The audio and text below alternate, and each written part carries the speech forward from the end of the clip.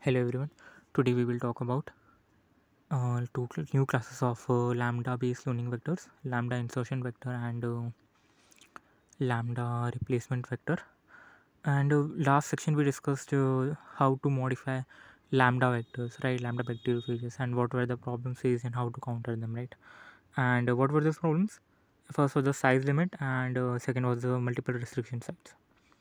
Now once these problems were solved, there were many classes of lambda based only vectors were discovered, right? And one of these two main classes were in lambda insertion vector and lambda replacement vector, right? So first we will discuss more about in depth about lambda insertion vector, right? Lambda insertion vector, as the name suggests, a large segment of non-essential region has been deleted and two arms were ligated together, as we discussed in the last section also. Now insertion vector possesses at least one unique restriction site into which a new DNA can be inserted, and obviously the size of the inserted DNA fragment that an individual vector can carry obviously will depend on the extent to which the non-essential region has been deleted, right? Obviously the how much we are deleting that portion of the non-essential region we are deleting, that much will be the insert vector will be inserted, right? Obviously that is common sense, right? Then we will discuss about two examples of this lambda insertion vector. There are two popular lambda insertion vectors, and first is lambda gt10 and second is lambda zap2. Now first we will talk about lambda gt10, right? So here it is lambda and first before lambda gt10 I want to discuss about this construction of this lambda insertion vector, right? As I just told you, the non-essential region was removed, right? It was cleaved and those two ends were ligated, right? After the ligation, uh, the lambda insertion vector was formed. Range is 35 to 40 kilobase pairs, right?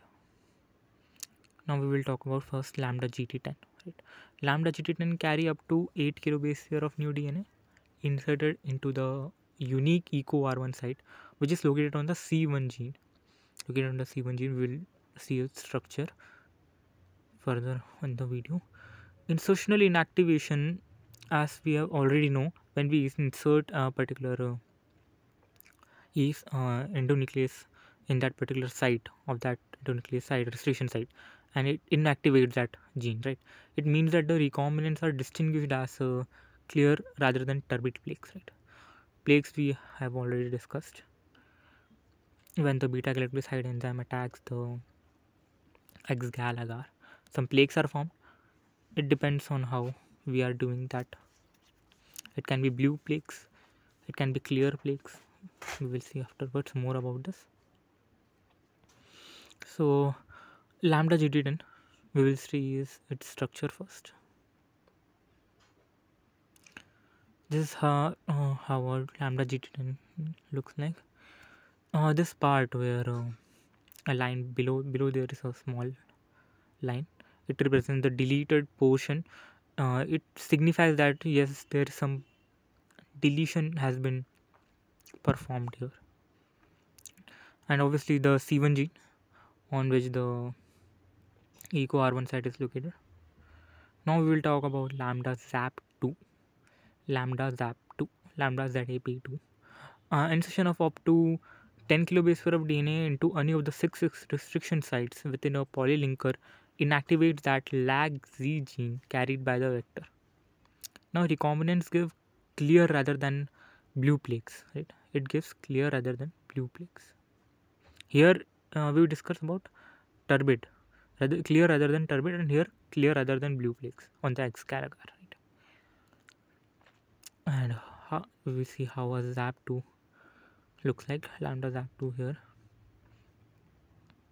Lag Z gene is present, and the deleted portion is represented by a small line below that.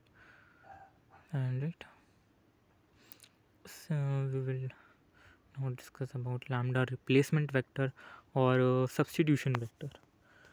Lambda replacement vectors have or has two restriction sites for restriction endonuclease used for cloning.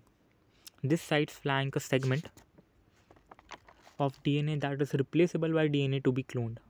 Often the replaceable fragment of the stuffer fragment carries additional restriction sites that can be used to cut it up into small pieces, so that its own reinsertion during a cloning experiment is very unlikely. Right? And the replacement vectors carry obviously larger pieces of DNA than the insertion vectors can handle. As we just discussed, that it can be used for it so that its own reinsertion can during a cloning experiment is very unlikely. So this is how cloning of lambda replacement vector looks like. The stuffer fragment is present here, and we restrict that stuffer fragment, right?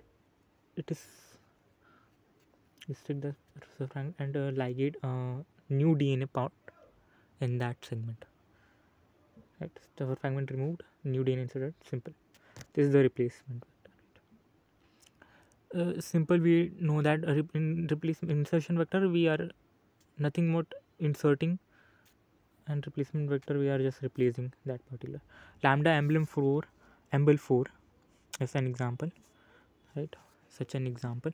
It can carry up to 10 to 20 kilobase per of inserted DNA by replacing that segment. Right.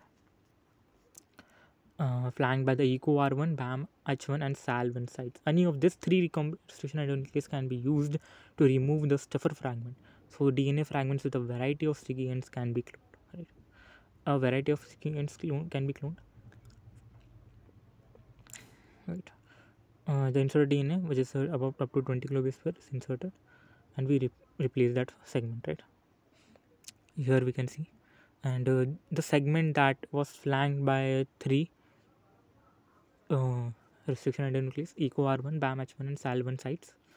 Right, any of these restriction endonuclease can be removed, right, to the so that the different so that we can get variety of sequence. Here RSB full form is there, right. New DNA up to 23 kilobase here are inserted. Even a combination of these three can be used.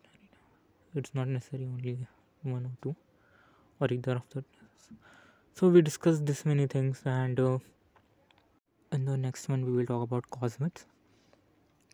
And thank you.